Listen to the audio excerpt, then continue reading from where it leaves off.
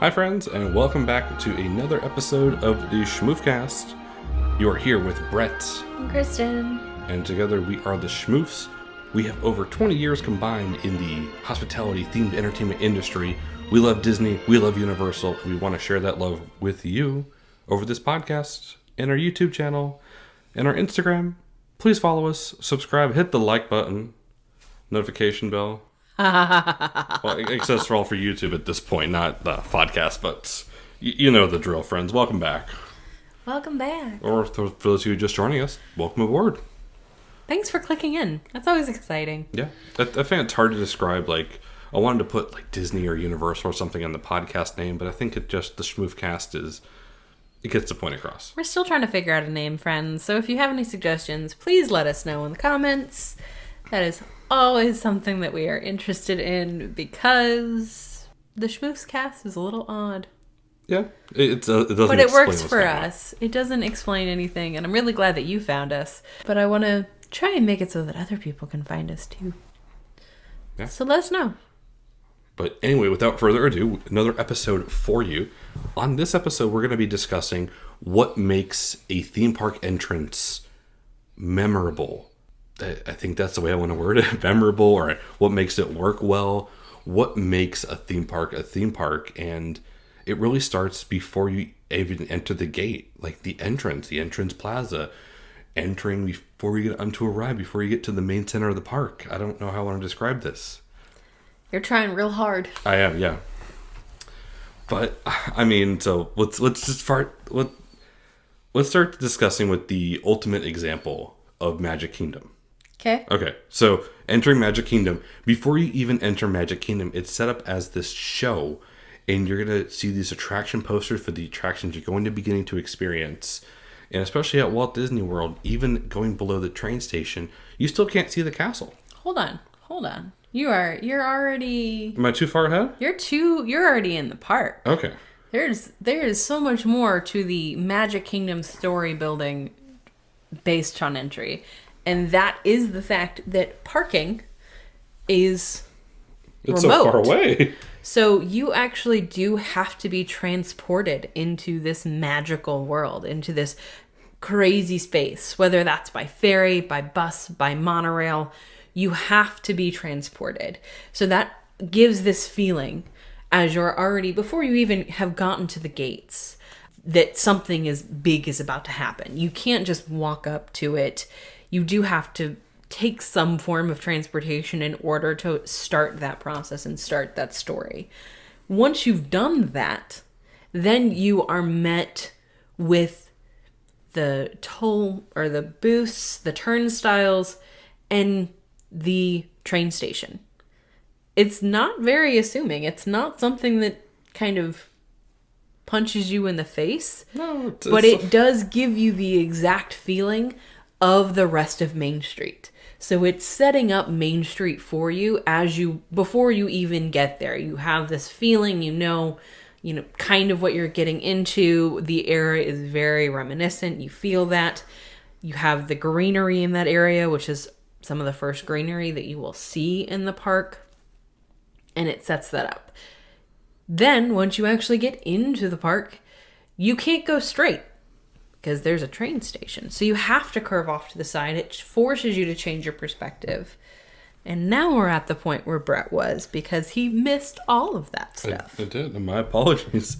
And this is the stuff that it doesn't just happen randomly, like, oh, we're going to park away. All this entry procedure process is thought about so far in advance, and it happens so naturally that you don't even think about it as the average guest, that this is all part of the storytelling. And then speaking of storytelling, I mean, you turn the corner into Main Street USA, and the castle, the big weenie that pulls you into the park, is still obstructed until you start walking up Main Street USA. And then you get the glimpse of the castle, you get the glimpse of, oh, this is a magical place. And you need to traverse halfway into the park before you can even start beginning to go to anywhere else in the park. Well, it's actually something that Disney does very well. And other theme parks do this as well. But it's kind of a primary for Disney where they work on what is considered a spoke pattern a lot of the time, but they're all about their visual lines. So when you're walking into Magic Kingdom and you get to that center point, with the buildings along Main Street extending so far, or what feels like so far away, it forces your eye to look at the castle. You don't have the ability to look over the hub or see into Adventureland or Tomorrowland or any of those things. Your eye is specifically guided to the castle, to that wow moment. And Disney actually does this a lot. They do this in Hollywood Studios. It's a primary thing in Animal Kingdom as well. Well, Animal Kingdom's entrance is... We'll talk about Animal Kingdom more in depth in just a second. Yeah. You decided to start with Magic Kingdom. No, I'm okay with Magic Kingdom. Magic Kingdom, it's great. It's second nature to us at this point because we've been visiting the parks for so long, and I'm sure everybody listening has been to Magic Kingdom at least once or twice, so you understand that you walk up Main Street and your attention is focused on that castle. And after, your attention drops, it's like, okay, cool, where am I going to next? And then all these stories unfold on one of the hub and spoke pattern, like Kristen said. So you got to pick which way you're going to head to in the park and then work off that. Nothing is right there. You need to work to get to something. And all of that is kind of within that entry story for Magic Kingdom. My personal favorite is a bit more subtle, but it is actually the entry story to Animal Kingdom. Brett just poked at it a little bit, but this is something that I really enjoy knowing the story on and knowing kind of the ideas behind it versus the reality and how it feels as a guest. So with Animal Kingdom, it has a very stark parking lot. And everyone comes into the parking lot, the buses drop off at the same parking lot that the guests do. So everyone kind of has this trek, if you will, through a asphalt. And the parking lot is curved. You have to drive around it. You drive the entire exterior of it, entering and leaving. Mm-hmm. It's a trek. It really is. It is a trek. And it's a lot. When you finally get to the turnstiles, you enter the park in what is called the Oasis. So this is an area where suddenly you have all of this greenery. You have animals. The paths are winding, and they kind of take you through different exhibits without kind of a clear purpose as to what's going on. And the average guest sees all this and goes, where's the theme park? Where's Everest? Where's the safari? Why? What is going on here? Because this is it's an unassuming entryway. There's nothing grand or miraculous about it all. It's just kind of like a brick building, and then was going to throw you in the middle of the jungle. Yep. But once you finally traverse through the Oasis, you kind of crest this hill, and there's the Tree of Life. And it's this giant structure that is quite interesting because you look at it from a raised height. So when you are exiting the Oasis to get to Discovery Island, which is going to, again, give you that hub and spoke pattern design once you get to it, you're actually raised above everything else. That being said, they still utilize those buildings.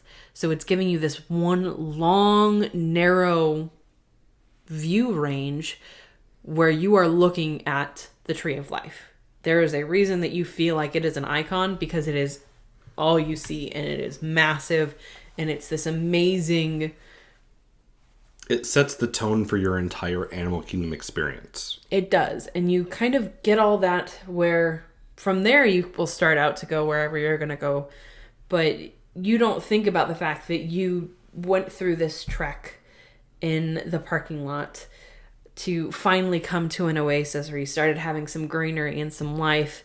And then you crest this hill to be presented with the Tree of Life.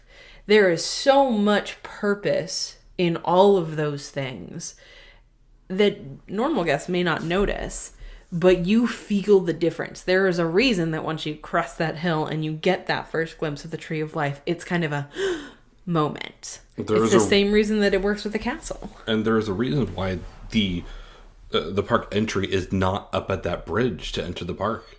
There's a reason it is so far back. And it's more walking. I don't like walking uphill. It is all so purposeful.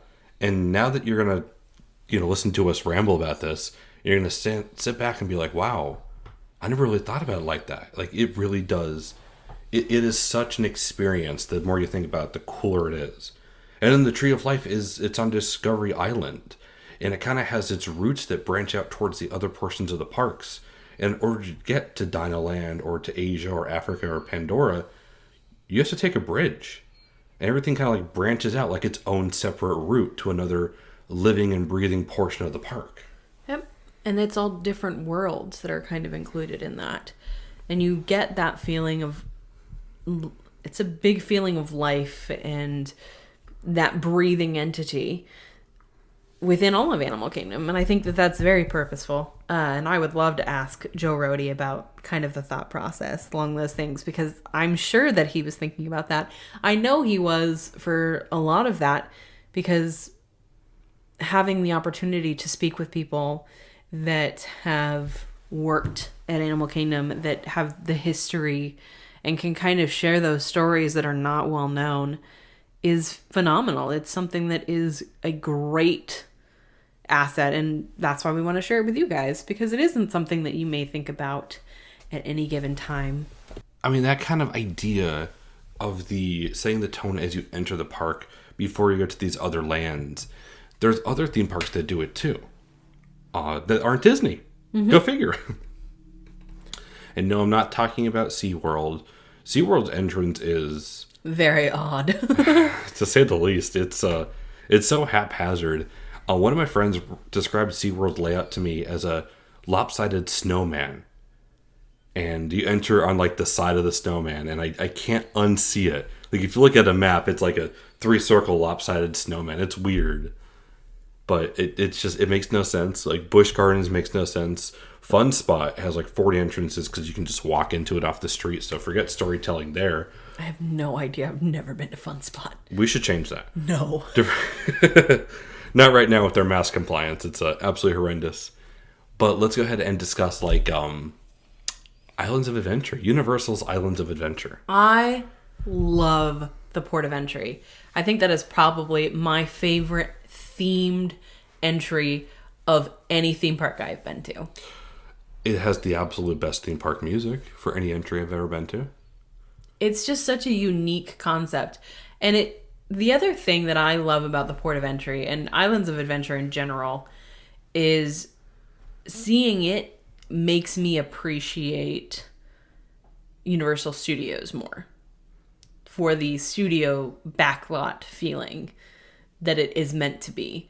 Because Port of Entry and most of Islands of Adventure proves just how well Universal can theme their lands, can theme anything, even if it's not Harry Potter, like Seuss Landing or the superhero island. You feel like you are walking into these, like walking into the pages of a comic book or a Dr. Seuss book. And Port of Entry really sets up that expectation because it is incredibly themed.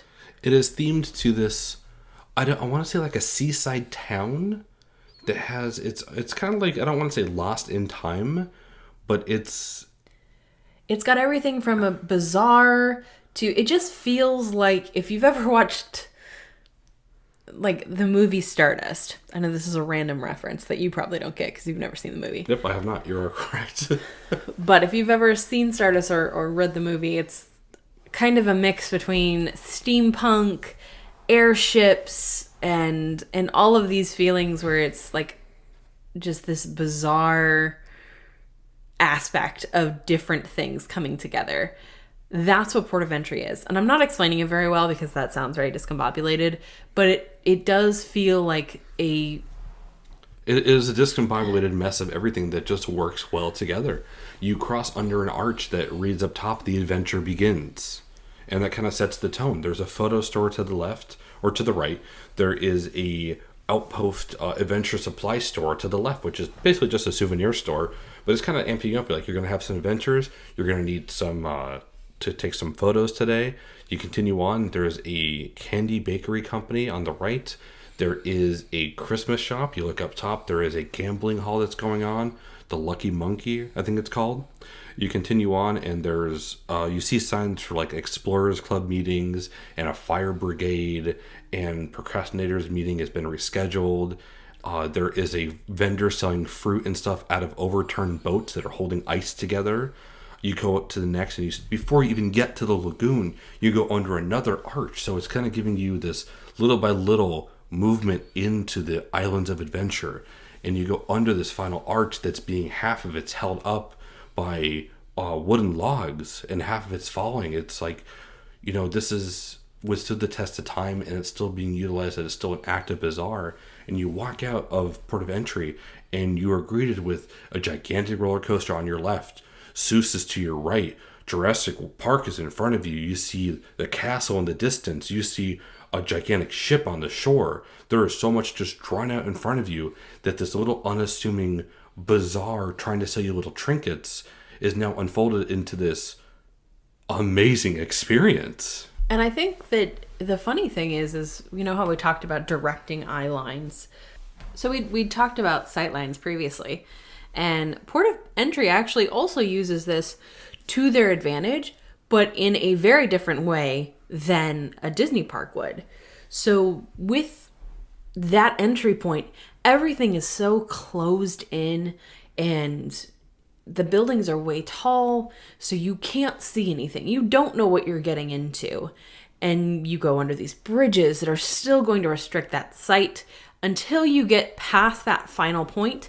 Right when you hit the lagoon, then you see this big new world that's really been exposed for you. Like Brett was saying, like you see Hulk, you see Jurassic Park, you see part of Toon Lagoon, Seuss Landing. There's so many things that are happening right there. You see Hogwarts off in the distance. That none of that you see from Port of Entry. You actually have to fully get through that land and that area in order to kind of get the full picture. And it's kind of confusing, especially for first-time visitors, because they walk into the park and it's just, where's the Harry Potter? Where is it? And they walk in and they're just like, whoa, this is huge. This is overwhelming. But then they see the castle and they beeline to the right. I mean, it is a very cool experience to just meander through. Especially with the Christmas decorations up. Christmas decorations up are fantastic. But there's a whole lot of things within Port of Entry as well that you can spend a lot of time there. They've created stories for these characters and this audio that you hear. They've hidden things like the turtle doves. Yeah. The turtle doves, their beaks they're basically kissing each other. And their beaks, if you look at them from a certain point, they're aligned to form a heart. It's really cute. It's so cute. And it's not in like an easy place to see. So that's one of those things that is not meant for the everyday guests. It's really meant for people that are spending time to look through all of the things that area offers. And it's not large. It's not the size of Main Street. It's maybe the size of the Oasis, just the Oasis. But there's it's a lot still shoehorned into a small location. But that's the point, is that you just kind of feel like it's a merchandise bazaar. And that's the way it is that it gives it life because of the fact that there's so much jammed into such a small space. That it feels like there's constant activity. Surprisingly enough, it doesn't bottleneck either, considering it is the entry and exit point. And all of these things are very close together. Because a big portion of what it is they push people through their main merchandise shop there, the one that's the supplies, as an exit. So they push a lot of people through that store as they're leaving. And I know this because we do it every time. It's not that we're shopping. It's not that we're even interested in shopping. But with the way that the land is set up, because it curves ever so slightly around this shop, which again, it obstructs what you're viewing going into it. As you're exiting, you just naturally will curve off to that side. And it's brilliant. But it doesn't happen upon entering. You need to entering, you just flow right through the land. Exiting is a different story. It's very well done. And it works out so well. It makes me really interested to see what other places do. The funny thing is we've been to Hershey Park. I was just gonna say Hershey too. Yeah, they just redid their entry. It is now a big boy, proper name brand amusement theme park entryway that they've actually themed to their old. Hershey's Chocolate Factory. Yeah, that's what it is. It's all this old red brick. Very industrial age feeling. Yeah, like it's weird to describe. I would say Google some pictures. I can't really put pictures on this, but look up. It's Hershey Park Chocolate Town. That's their new entry. And Hershey Park has always had this based in Hershey, Pennsylvania, where the original Hershey chocolate bar was made. Their factory is still standing behind the park, and it looks like it's all the red brick and gray, and it has these smokestacks that have Hershey written down it. The Chocolate World ride and store that they built out front of Hershey Park has the same feeling. And now the front of Hershey Park has the same feeling as well. And the nice thing is because of the fact they had to push the front of the park in order to get this expansion, it is directly next to Chocolate World now. And so it's now one cohesive entry experience. Like, as you are going through, it doesn't detract from your eye line at all. And it actually enhances it. I mean, they added the Candemonium roller coaster right there.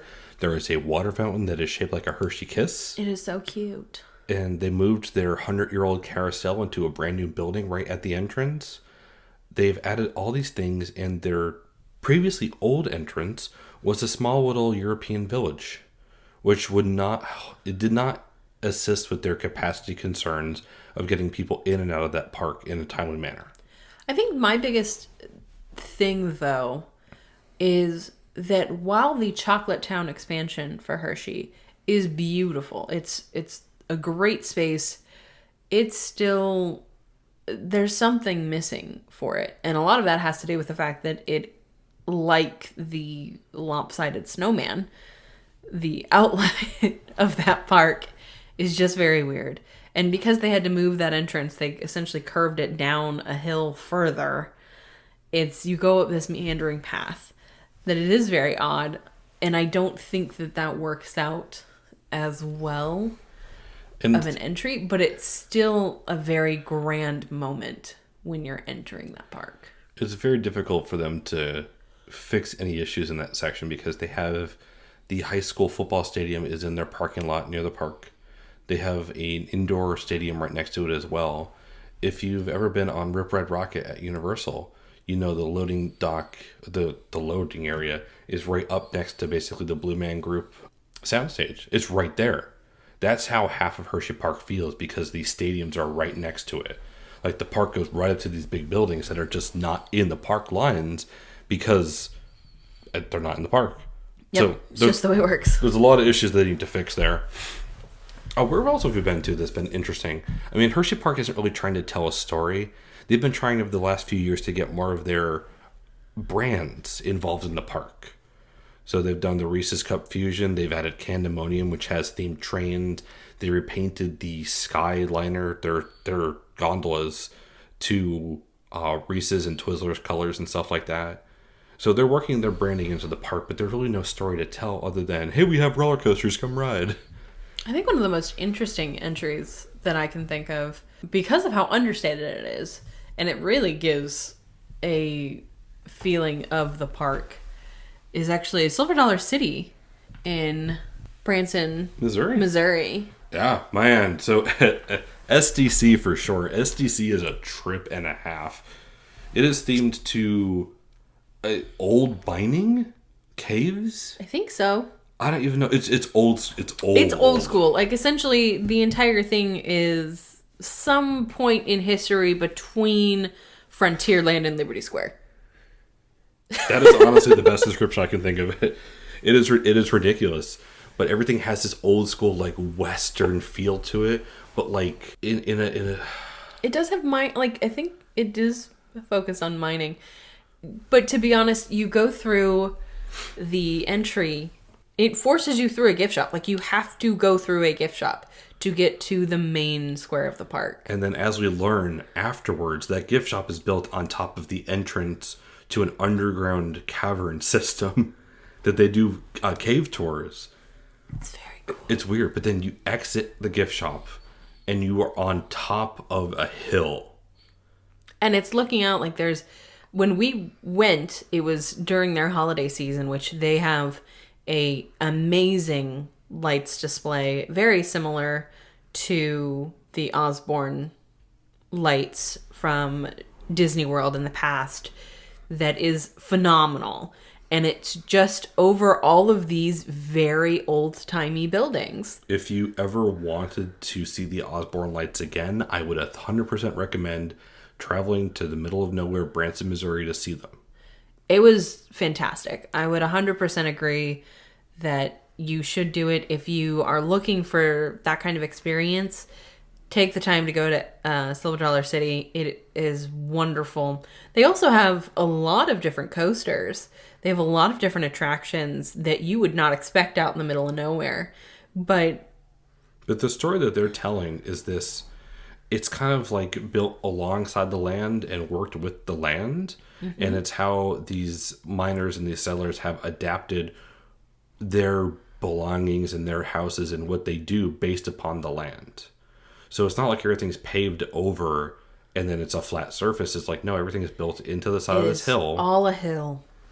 And it's cool. It works well. It works well being thrown in on the top of it. But then at the end of your day, you got to traverse back to the top of the hill. And after walking around all day, it's kind of ridiculous. But it's still great. It's still wonderful. There's definitely a lot that...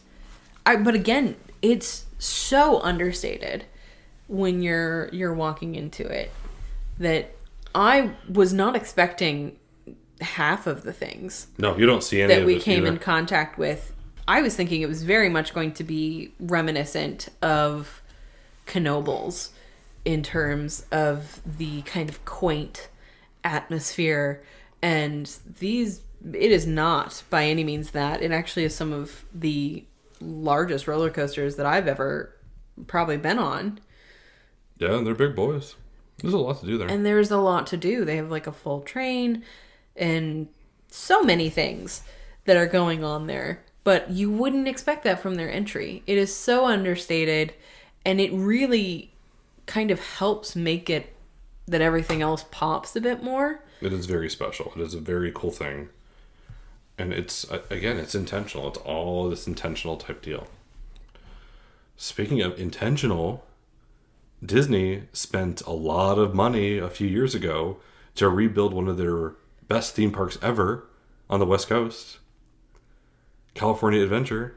Oh. Yeah, DCA 1.0. Brett loves to talk about DCA 1.0, even though he has literally never experienced it. Okay, he said he didn't believe it was real for a long time. It's not. It didn't exist. Like the 1980s, it just didn't happen. So... There's so many questions, everyone. So many questions. But the purpose of trying to explain and talk to you about why these entries to theme parks are so important comes really back to DCA, to Disney California Adventure, because of how unsuccessful and how unconvincing their entry was.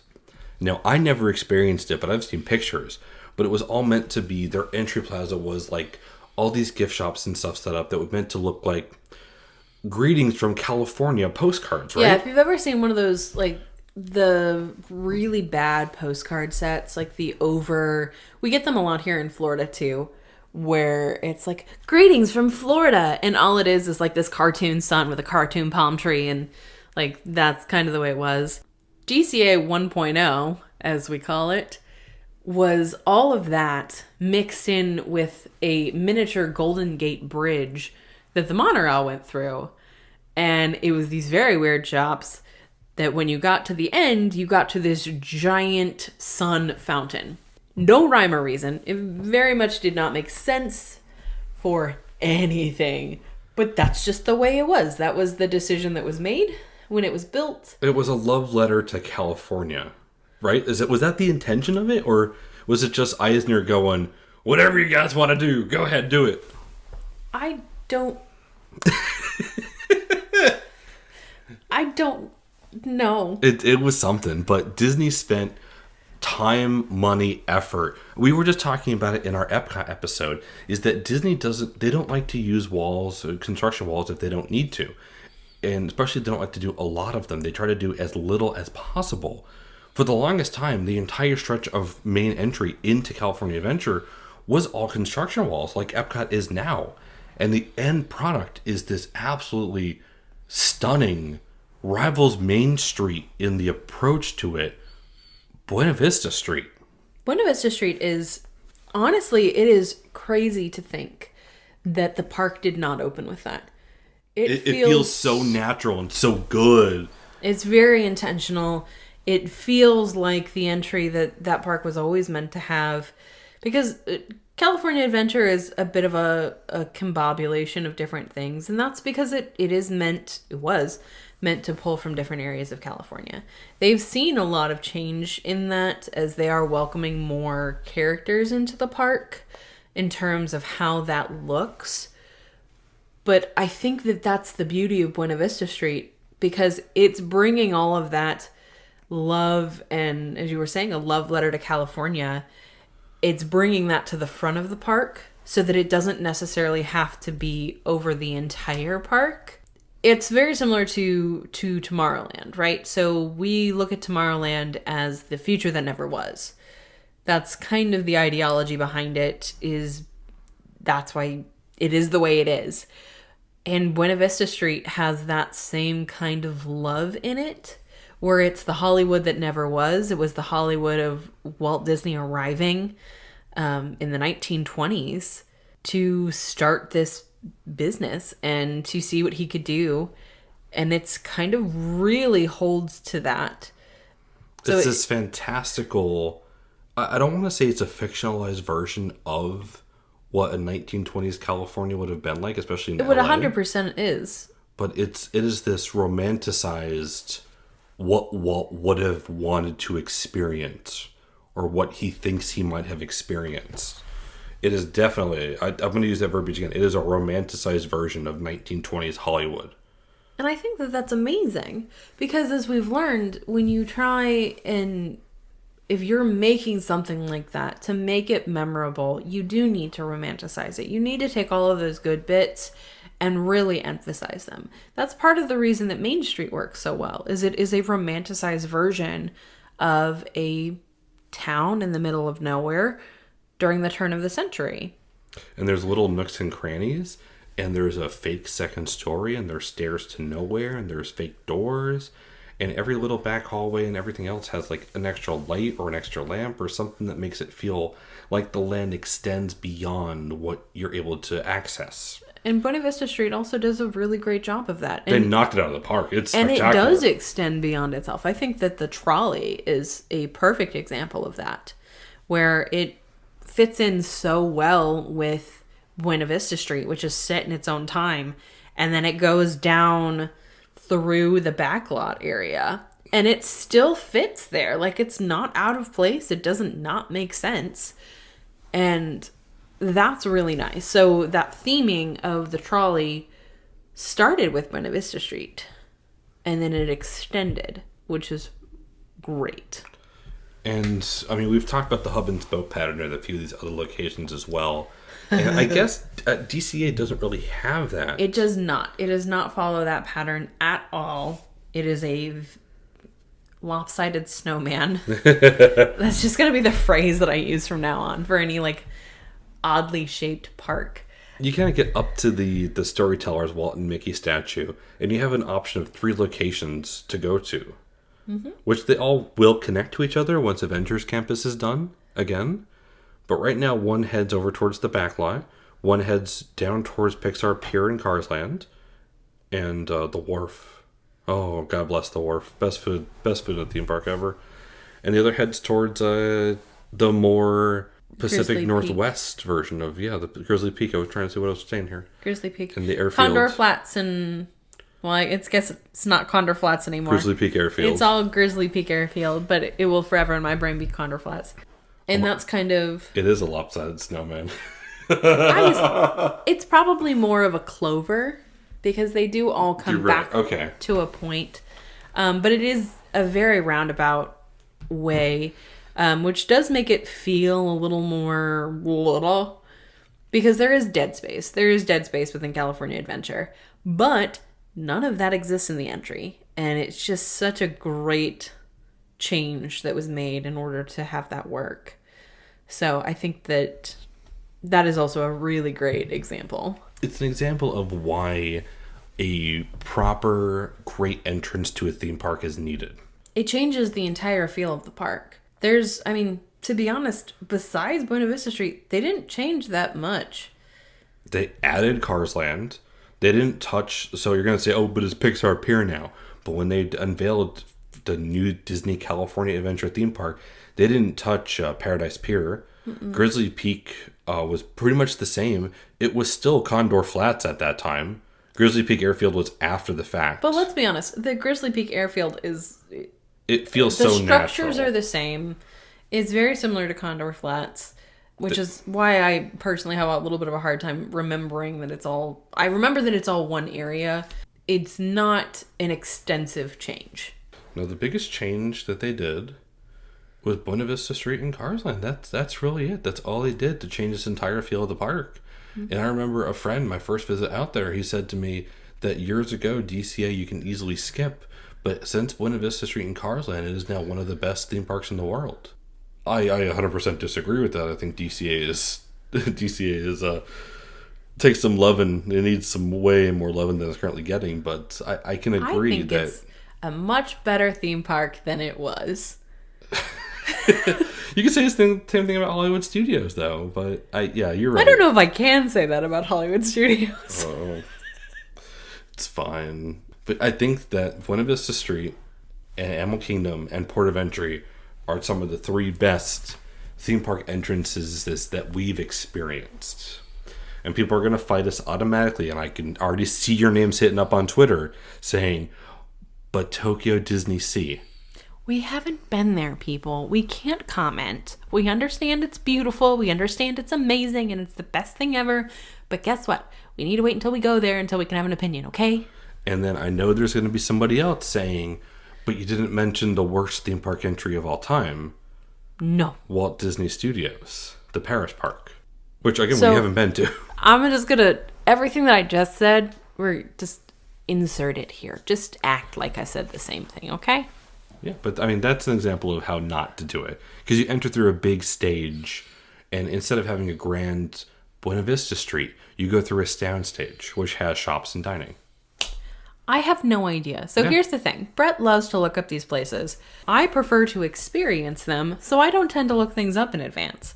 So I can't answer to either of those things. I'm just saying it's a bad entry. We will get there eventually, and then we can have opinions, and we can have a discussion then. But for right now, shush. But yeah, so out of those three, do you think Animal Kingdom is the best entry?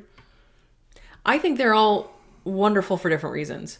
I don't know if I could pick a favorite. Okay.